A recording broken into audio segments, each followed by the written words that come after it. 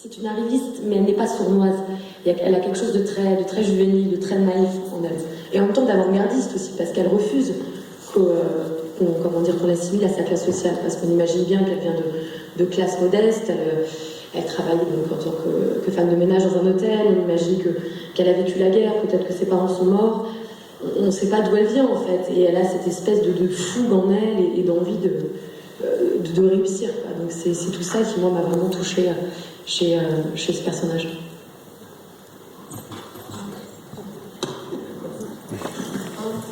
Good evening. When I first read the script for the film, I was really very moved and very touched because basically this was someone who was an unknown. She was unknown to me at the time and probably for most people.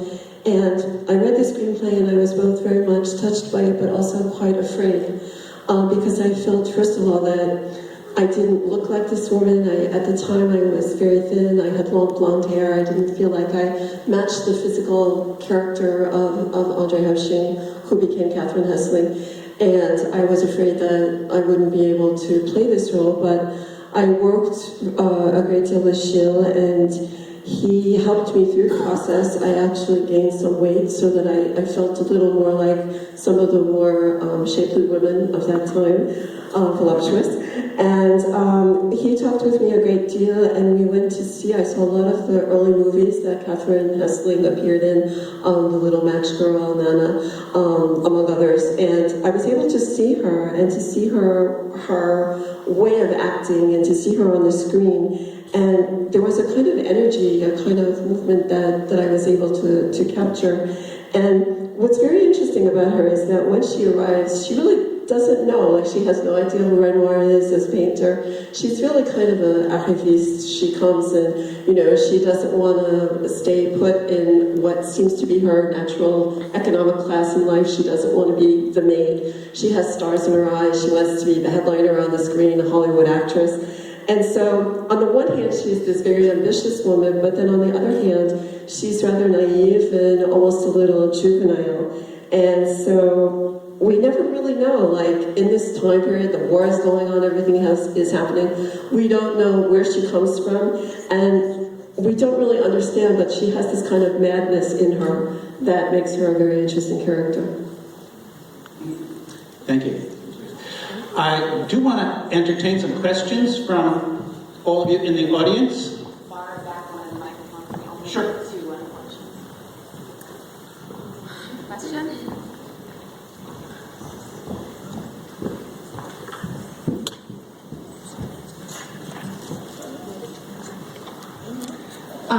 I'm curious for the director of this question. How did the story arrive in your hands? And I saw that you collaborated with another writer on it. I'm wondering, did he bring that story to you? Did you work on it together? And I'm specifically curious about the dialogue. It seems like the film promises a lot and then pays off in that dialogue. It's really good dialogue, so I'm wondering how you developed that.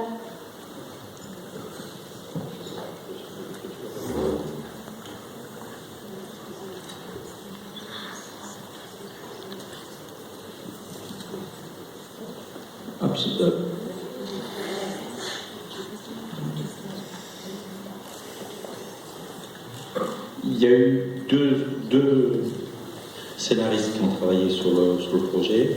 Au départ, j'ai surtout travaillé avec un garçon qui s'appelle Jérôme Tonnerre, qui est assez connu en France et qui avait aussi travaillé avec des cinéastes comme Claude Sauté. Il y a eu toute une série de développements autour du projet avec Jérôme. Et puis à la fin, j'ai travaillé avec un garçon avec qui je suis très proche, qui a amené aussi beaucoup de choses, justement dans les dialogues, qui s'appelle Michel Espinosa, que j'aime beaucoup. Voilà, donc c'est deux personnes de talent qui sont succédées. Moi-même, je n'écris pas de dialogue. Mais je raconte beaucoup mes films, en fait. Donc je travaille dans une pièce, et puis je marche beaucoup, j'arpente, et puis je demande à des scénaristes, je leur habitude de leur dire que j'envoie un peu des papillons comme ça à droite à gauche, et puis je leur demande d'attraper des choses au vol. Et c'est un peu comme ça que je construis mes films, quoi. Avec une part de rationalité et une part de pure intuition, entre guillemets, poétique.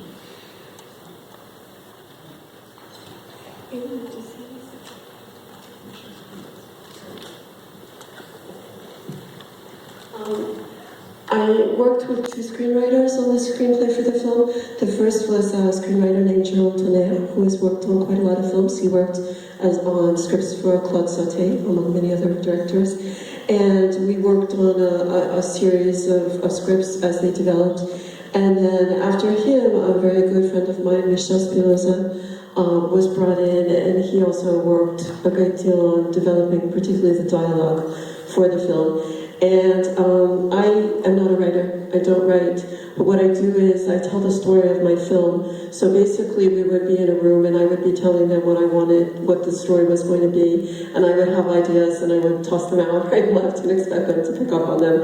And so this was really how the process worked for me. And it's kind of a combination of rationality and intuition, if you will, the final product.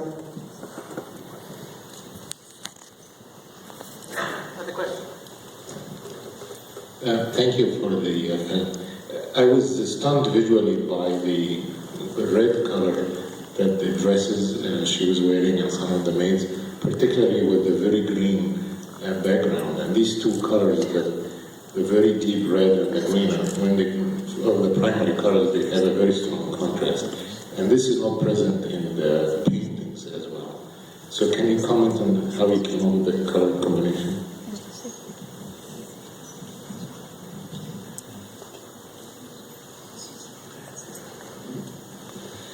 Je suis d'abord très, très touché que vous me parlez de ça et de ce travail-là, parce que curieusement, c'est le travail sur la couleur, spécifiquement la couleur, c'est finalement quelque chose qui est très peu abordé par la critique, spécifiquement en France.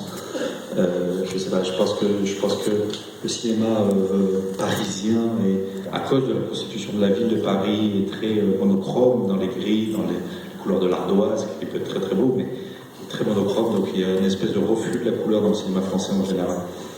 La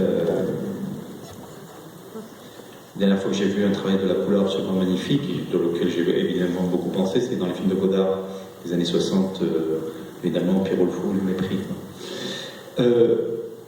Alors, pour la couleur, pour le rouge, c'est curieux parce que j'avais été frappé par la présence du rouge qui est très forte dans tous les derniers tableaux de Renoir.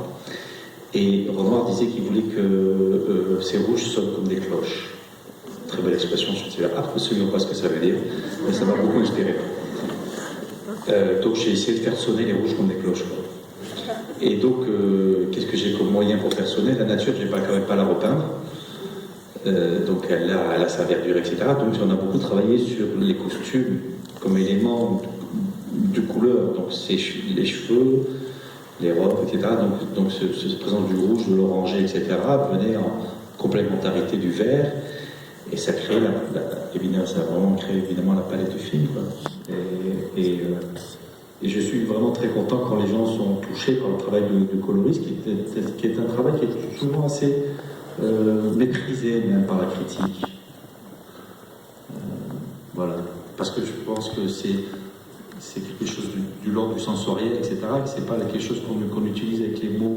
Et la critique préfère beaucoup plus parler par exemple, du travail du scénario ou de la thématique que la dimension picturale des films. I'm very touched by the fact that you noticed this and that you asked this question, because we worked quite a great deal on the color and the color that we wanted to show. And it's something that is often commented on by the critics, but a lot of Parisian cinema is monochromatic.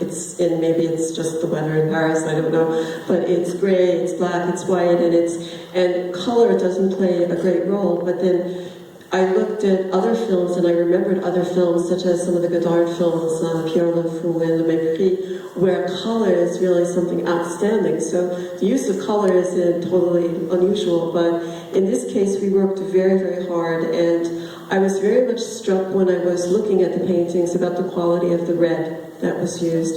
And so,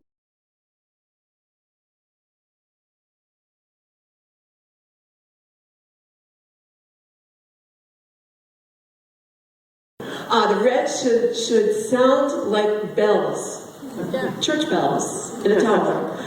What he meant by this, I'm not exactly sure, but that was something that Renoir said. And so I worked with the colorist who really did a fabulous job. And this is the kind of work that isn't generally remarked on by the critics, because very often what they focus on is things that can be expressed by words rather than pictorially. And here it was the question of the color. And so I'm very, very glad when somebody picks up on the fact and notices the color, because it was very important for us. I think we have time for one more question before we have to get out for the next film. J'ai question pour l'actrice. Je vais faire mon mieux en français. Pendant le tournage,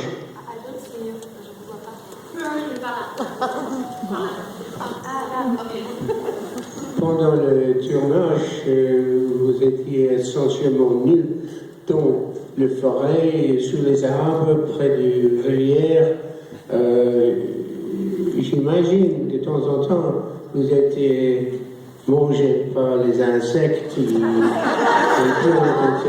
Est-ce que vous avez perdu beaucoup de jours de tournage à cause de ces choses?